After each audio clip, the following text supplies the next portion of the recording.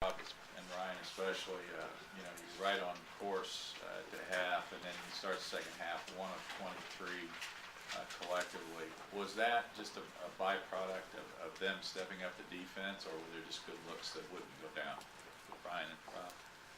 I mean, honestly, I thought we got pretty good shots, a lot of good shots at the rim. Had open threes, just didn't go in. Had some shots going out. Obviously, they're a good defensive team, but I thought we just missed shots. Right. Yeah, exactly what Rob said. I think we had a lot of good open looks. We were at the rim plenty of times there in the second half, just didn't get them to fall, and we got to fix that. How does what happened? I'm sorry. How does what happened the other night with Kelsey and DJ impact? We know how it impacts you on the court, but how does it impact a program? How does it impact you guys? Whoever. Lewis?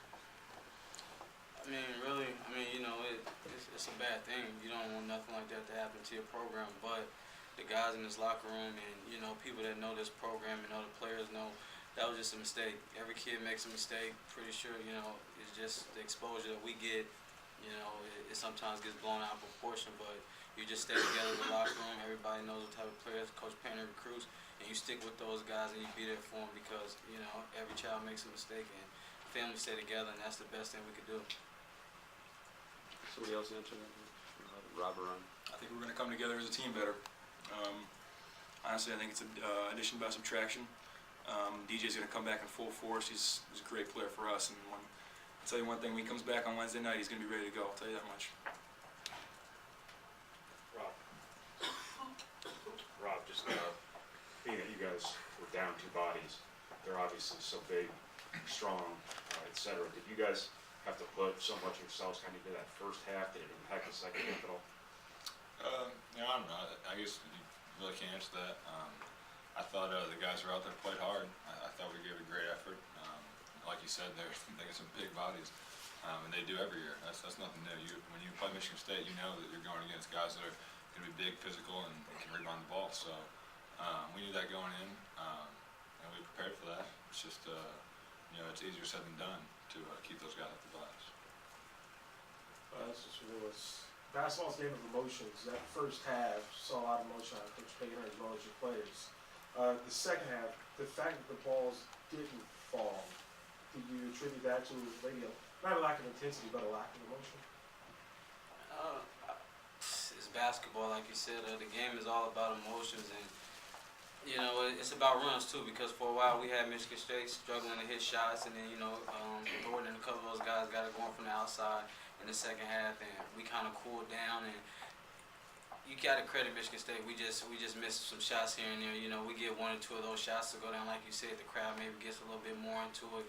Our spirits they're a little bit higher, but it's just the way basketball goes sometimes. The three of you combined for, I think, 49 points today. It's some extreme senior leadership. And Robbie, especially you had a turnaround from the last time you guys played Michigan State.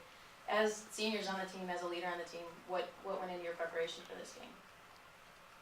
I mean, we basically prepared for this game the same as we would any other game. At this point in the season, every game's huge. So obviously, we really wanted to win this one extremely bad.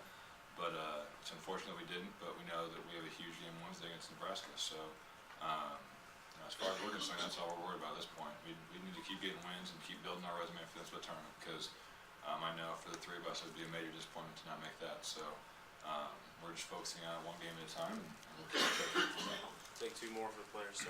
Robert, can you talk a little bit about the problems Brandon Dawson creates and what he was able to do tonight for them? Oh yeah, I mean he's physically obviously ready for the Big Ten.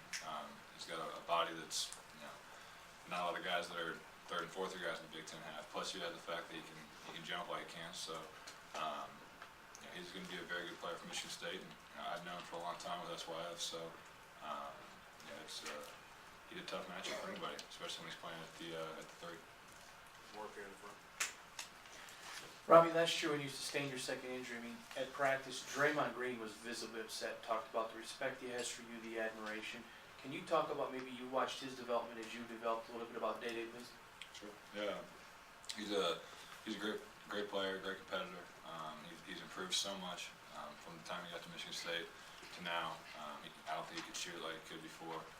Or I don't think he could shoot early on in his career, and he's really developed a really nice three-point shot, and he's really just a great all-around player. So I think the three of us have a great amount of respect for him and what he does on a nightly basis in the Big Ten.